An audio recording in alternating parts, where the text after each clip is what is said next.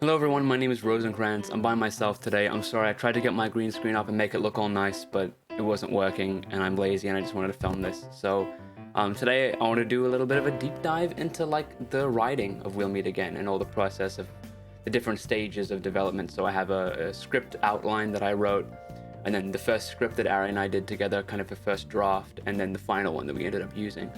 So yeah, just do a little bit of a look through. I'm not going to read everything, obviously, but just a bit of a skim and seeing how much things changed over time and talking a little bit about why we kept things and why we got rid of things. I just thought it might be a little fun exercise, and if you're interested in kind of the writing process and looking at why people write things, I thought it would be a fun little resource. So originally the idea began as like, I've wanted to do a version of Mice and Men for a long time. It's one of my favorite books.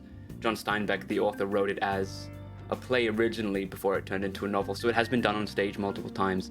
But I wanted to do one that was kind of a little bit different in that instead of it being set during the Great Depression, which is when the original book is set, I wanted to modernize it and set it like kind of post new recession, so like 2008 financial crisis, where instead of being farmers, Lenny and George are like salarymen who lost their job in the financial crisis and then are now struggling to kind of get back into form.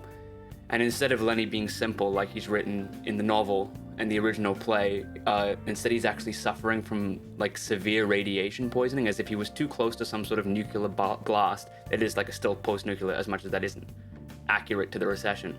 And he is actually like physically deformed, as if like, you know, like the bombings of places like Hiroshima and Nagasaki that caused like very serious deformation from people who were close by and fully radiated. And so the story, instead of being Lenny being this kind of hulking giant who's simple and doesn't know the damage he's doing, there was this like kind of other element to it where Lenny is so radiated that he's actually physically emanating radiation, which is very dangerous to anyone who's around him. So it adds this new level of complexity to the relationship. And then, of course, spoiler alert, if you haven't read of Mice and Men or seen our show, George kills Lenny. He shoots him in the head at the end of the book.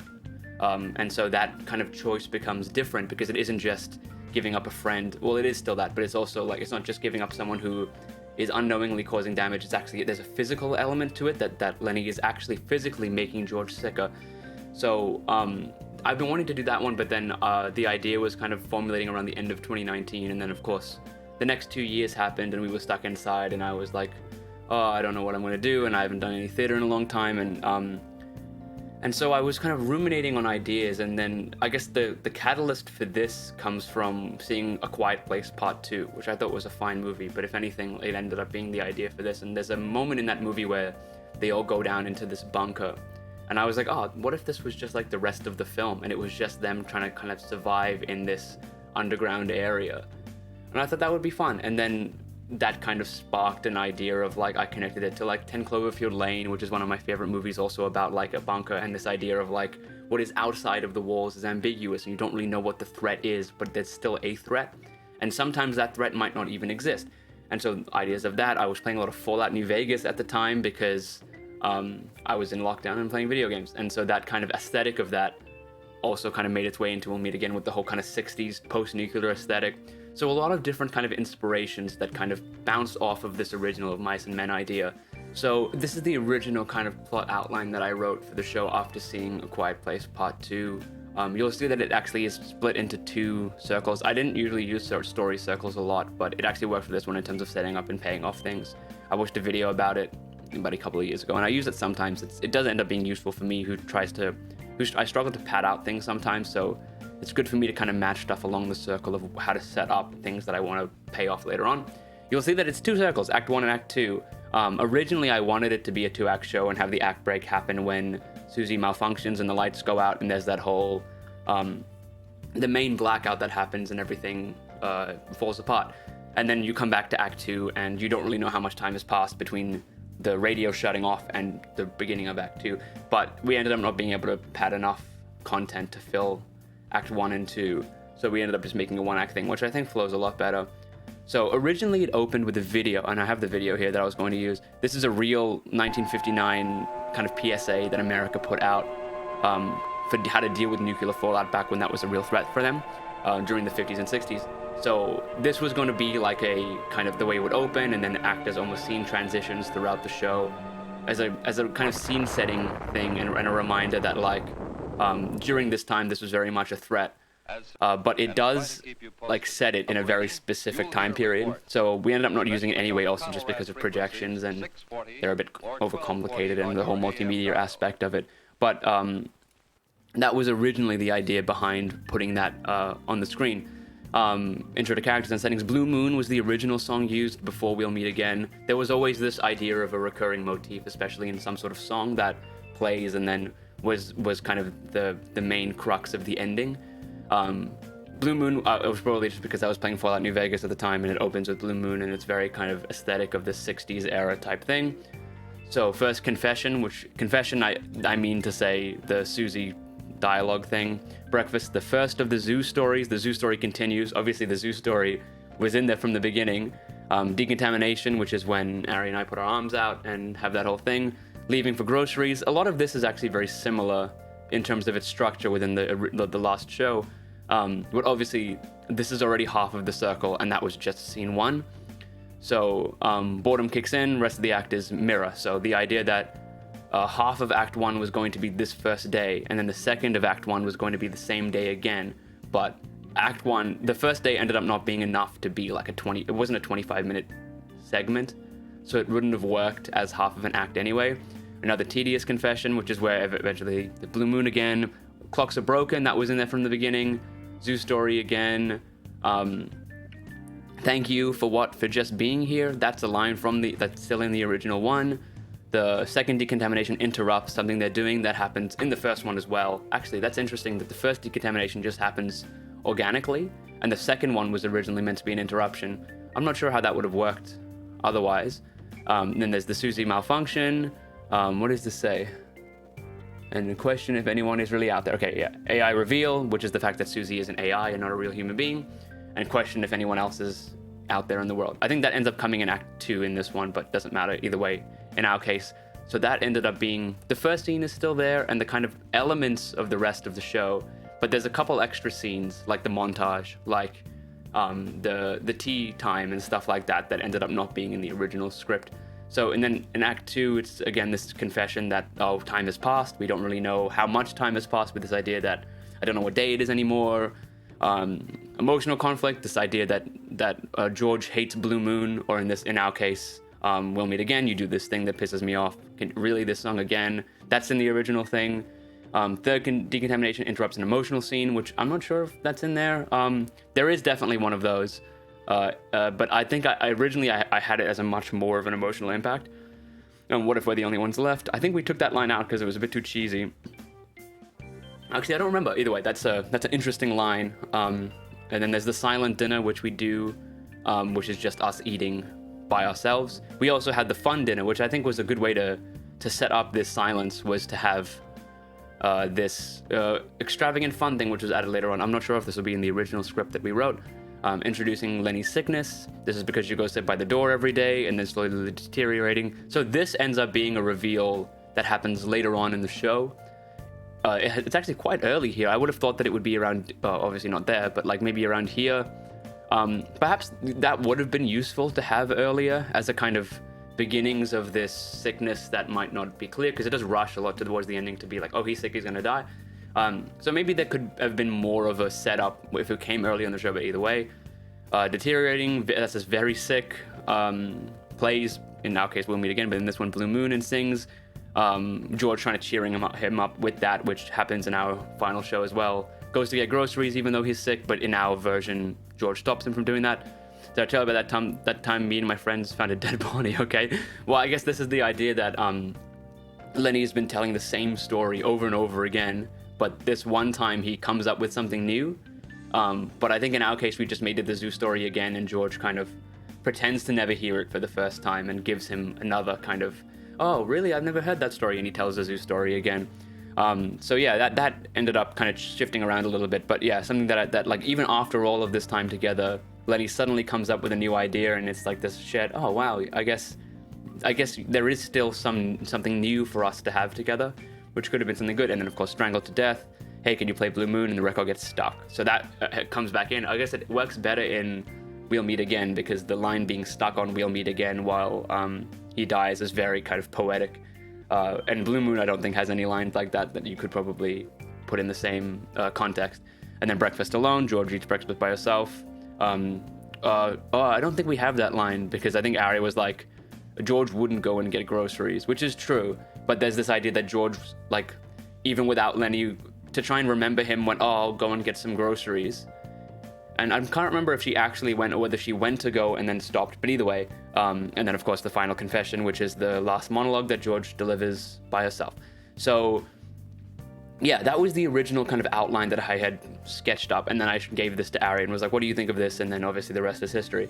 But yeah, so there are some similarities, some differences, which I think is interesting. A lot of the kind of the basis of the structure is still there.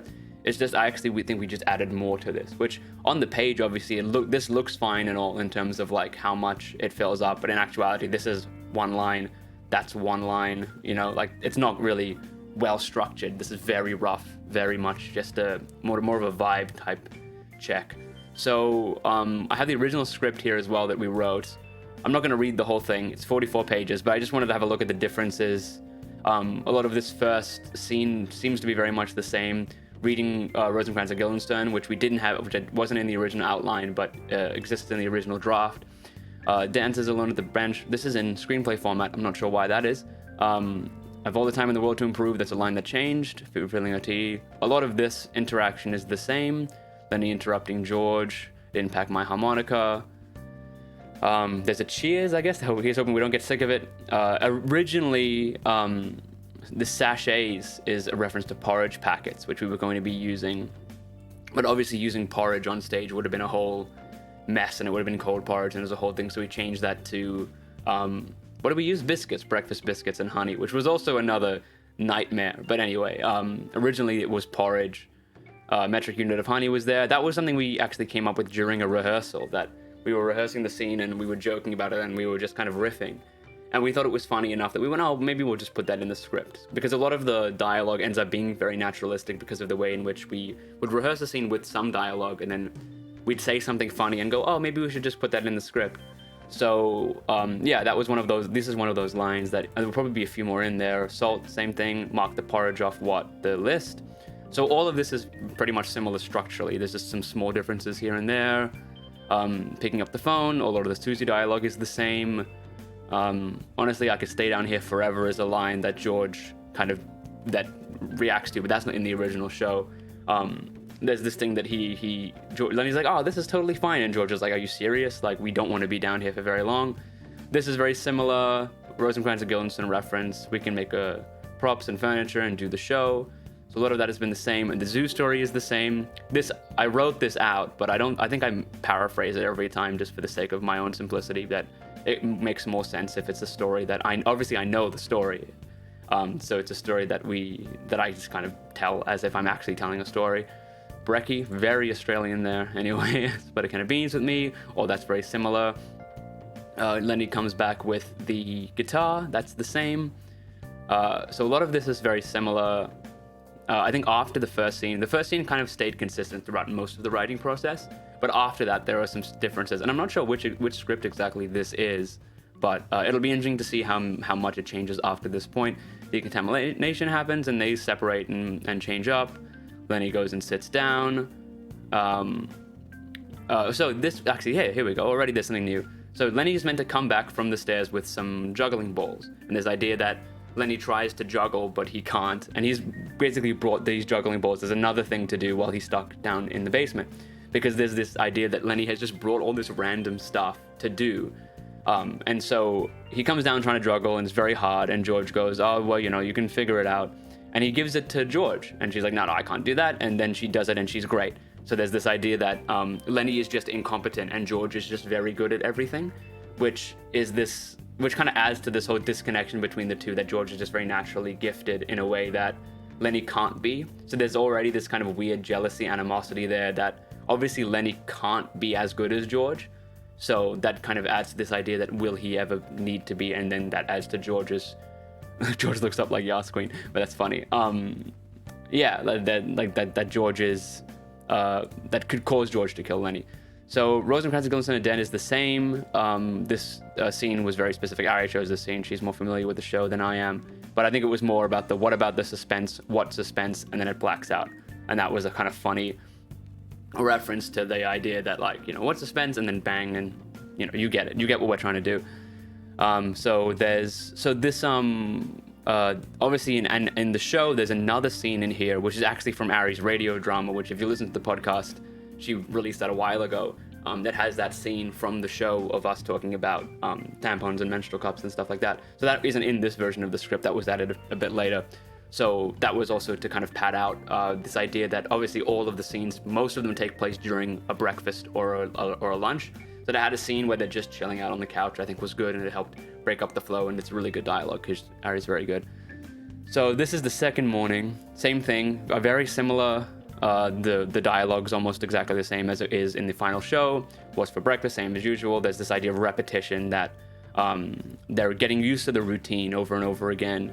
I think it was good to break this up with both Rosencrantz and an extra scene, because otherwise it comes very soon from the first one and everyone still kind of remembers what the idea was. So yes, so this idea of the honey, right, that George tells Lenny to watch with the honey, and he stops and then adds some extra to George's bowl out of kindness, which I actually don't know if I ever did that. I might have forgotten to do that. Either way, it happens later on when Lenny gives the honey to George, and in a very specific specific choice. I'm sorry, this is a very candid video. I'm not going to do a lot of cutting. So yeah, this idea that, like, here they're talking about beds and sleeping, and convince me this is in fact an all horrible dream. That's the same. Is this still the song? I'm not sure which song is in this. It probably is We'll Meet Again at this point. Yes, it is. Cards on the table are the same. The idea that George does a card trick, and there's this joke between the two of them that, that's right, how did you do that? And George gets the right card. Both of these times were meant to be a joke, but Ari thought it was funny, and she's absolutely right that, like, what if George actually does get the card correct the first time? So we did a little bit of sleight of hand to guarantee that every time Lenny draws the first card, George knows what it is, and it also brings the audience in on this kind of duo magic trick. So that's a bit of fun. Proper card tricks all the same. Circus is the same. The zoo story. Oh, sorry, this isn't the zoo story. This is the speed eating story, which is also the same in the original show.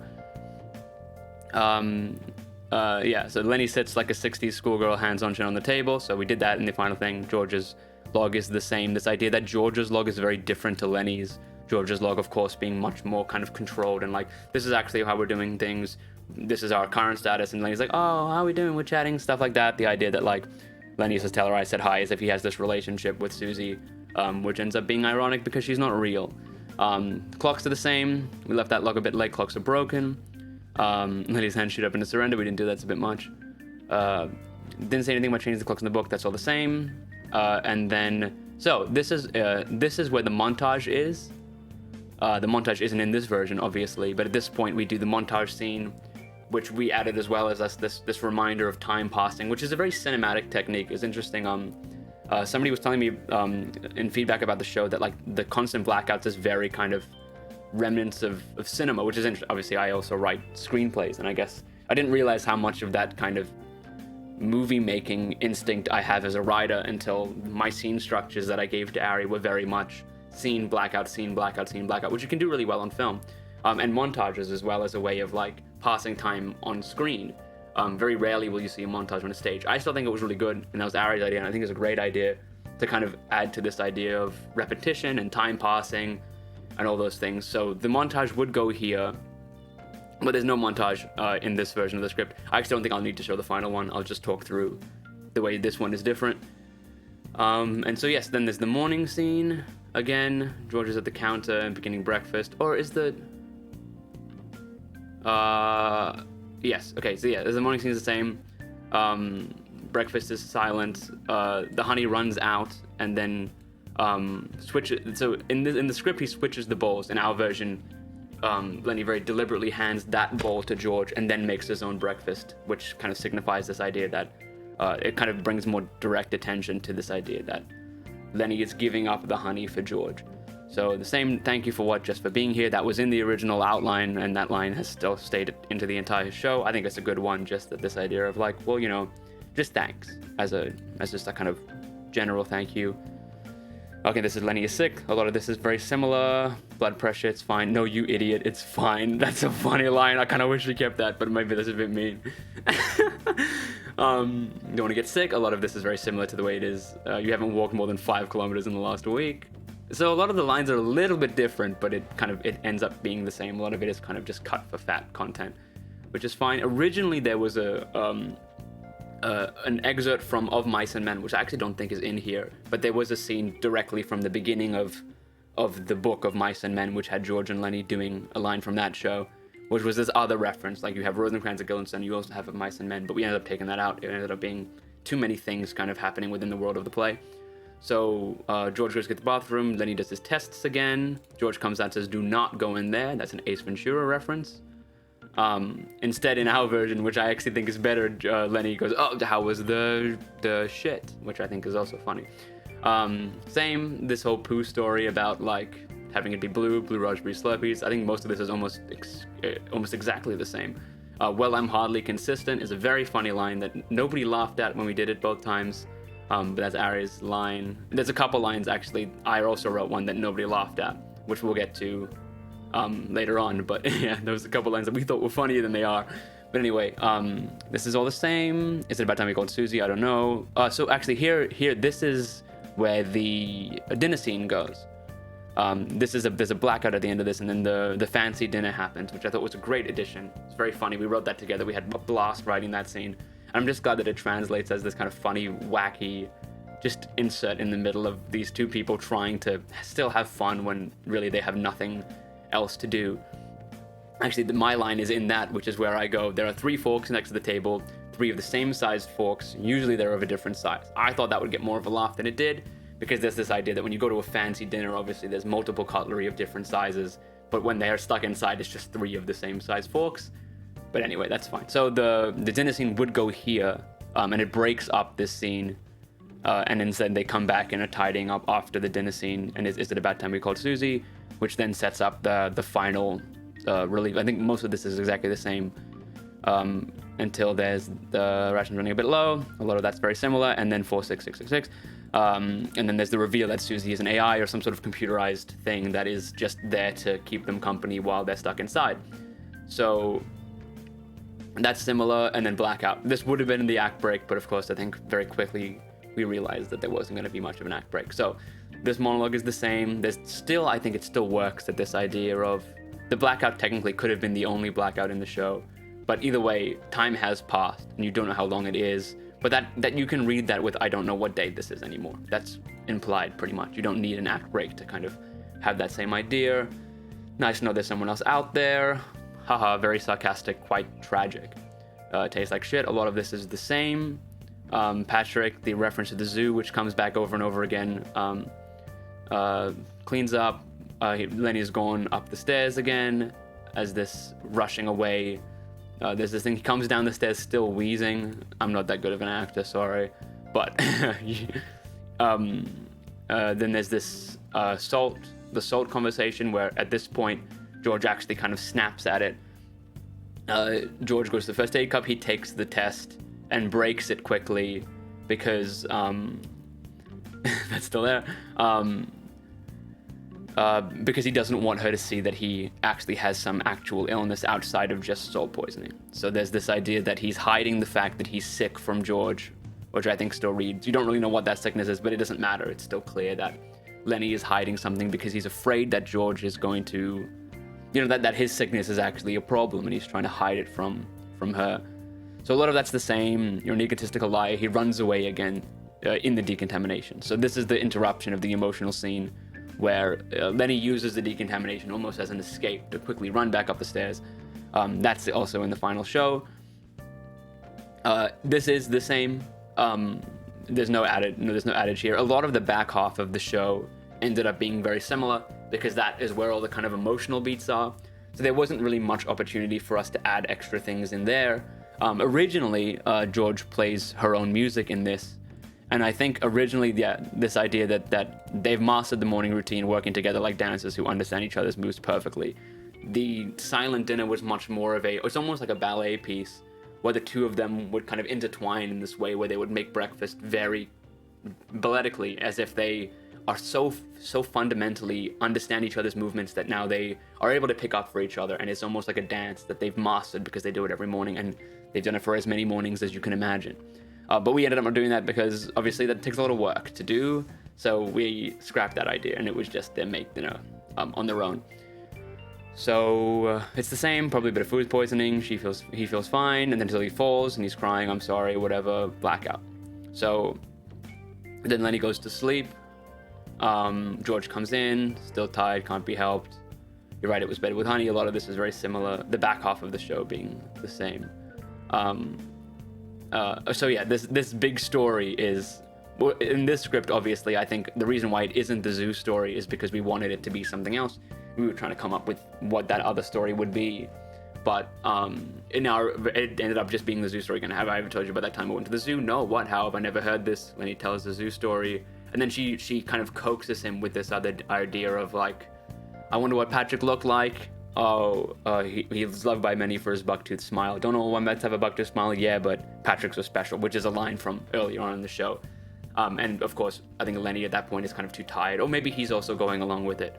But there's this shared joke, this reminder that they are friends, which ends up being quite, the rest of the scene, it turns out very differently.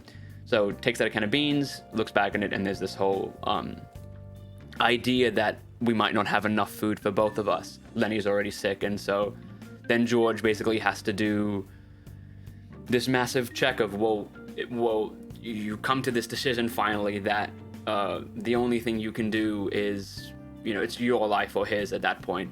And then there was a frantic press of the play button as Will meet against us to play. Oh no, yes, okay, so we do have the dance in this as well. And Lenny sings along and does the scatting, which was added very late in the show. So yes, so quickly this put the song on, it continues. She gets back with the bowl, strangles him. The record scratches meet again over and over again. So obviously at that point we decided on the song. Originally it was it was an actual like strangle where George kind of held it for a long time, but Ari was like, I feel like George she'd just snap his neck, and that's fair. It is very difficult to snap a neck on stage, and I'm not sure how we would do it if we were to do it again. But yeah, originally in the script, or like in my head when I wrote down the strangle in the plot outline, it was much more labored and much more intense as this kind of just continual, just gut-wrenching moment. It still works. I think it's still a great moment in the show. So Lenny stands and walks up the stairs and leaves out the entrance. So that was in the script from the beginning, of Lenny going up the stairs and then continuing out the door as this final act of finally getting to leave the place that he's been standing by for so long. And because we didn't want him to just like his body to just sit around, and yeah, there were questions about, well, what did she do with his body? But I think it's very poetic to have him leave out the entrance of all places as this ascending to the heavens, if you will. I thought it was maybe I'm just overthinking it and justifying my own actions, but I think it was a fun little thing. And then of course George's breakfast. This monologue was a lot longer, and Ari cut it down into something that was much more very succinct, because George wouldn't be someone who labors on for too long. I think this scene was also a lot longer. She plays a song of her own, as opposed to We'll Meet Again, 2 balls puts 1 back. Play solitaire, eating. This was a very labored scene, very lonely scene, but I think we cut it down to just be making breakfast and then going and talking to the radio, as opposed to a reminder of all of these things that George does that she now has to do alone. So yeah, this was probably about this long, I think, the final monologue, but the guitar motif is still there. She looks across and sees the guitar, smiles and picks it up, plays the opening riff to We'll Meet Again, which is the opening riff to every Ink Spots song. And of course, in our version, there is a reference to the fact that the Ink Spots didn't write We'll Meet Again, but Vera Lynn did. I'd found out in hindsight that Vera Lynn's We'll Meet Again was played, or was one of the songs slated to be played to people while they were stuck in Great Britain during their version of like nuclear terror, when if Great Britain was ever to go into some sort of nuclear fallout, Vera Lynn's song would play on the radio. And I was like, oh, what a great hindsight thing, I also saw a post that said that during, I can't remember where exactly, but during a Fallout, a zoo would, like, people kept zoo animals in their bunkers with them. And I was like, oh, it's just like our circus story. So there's a couple things that now I can sit here and go, oh yes, of course we planned that from the beginning, but we didn't, obviously. But yeah, Vera Lynn song playing in actual radios during actual Fallout and having zoo animals with you in a bunker were two things that actually ended up being real that we just wrote into our script. But yeah, so you can see some of the differences, and in the show, this one I actually think is longer than our final script, despite the final script is only 42 pages, despite having more in it. So I think a lot of this stuff is just like kind of cut out, and there are small scenes and big monologues that are just kind of trimmed down so we can add more variance to the script. But yeah, obviously, you know the final script. I'm not going to walk through it. I've talked about the changes anyway. So hopefully you enjoyed this. I was going to do this as a stream, but I couldn't be bothered. But either way, I hope you had fun. It's a bit long, not too long, I hope. But yeah, if you're interested as a writer, hopefully this was a little helpful look at the ways in which we approached the storytelling of We'll Meet Again, and how we kind of shifted as writers and practice, because this was also one of the first full-length things we'd both written. It's the first full-length thing we've written together, really. So how to kind of juggle that. The way we did that was, you can see scene headings here. We basically split them up and said, well, like, you know, I wrote this, Ari wrote scene 2, I wrote scene 3, and stuff like that, and we just kind of go back and forth, and then we'd read each other's back, and any dialogue that doesn't really fit in our respective voices, we would kind of change. So let's say I write scene 1, for example, and George says something like, I don't know, let me find something that George might not say. We could do it just one between us if we have to, right? Like, let's say Ari goes, that's not really something that works in my voice, and she might rewrite it or change it from something. So this might have been me saying something different, and Ari changes it to fit more within what she thinks. Use it a bit more sparingly, that's all that. But I think this is actually something that Ari changed to fit more into the way in which, you know, she would write, which is great. And then that's probably why the dialogue feels so authentic to us, is because at this point we decided who was playing what. Originally we didn't know who was going to play Lenny and who was going to play George, but the ending scene ends up being a lot different if I'm the one who kills Ari as opposed to her killing me. There's connotations there that we were just like, it's easier if we switch. So I played Lenny, although I think we probably could switch it, and both characters are written close enough to our own voices that we could probably switch back and forth and it would still work really well. Of course, Lenny's a much more fun character to play, so hopefully Ari gets a chance to play them at some point.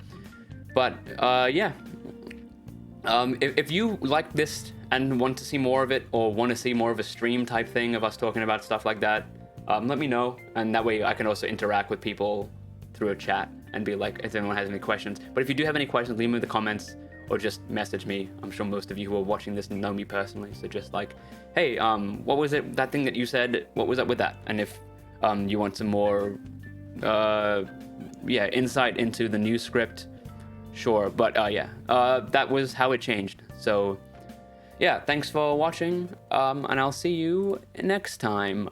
Goodbye.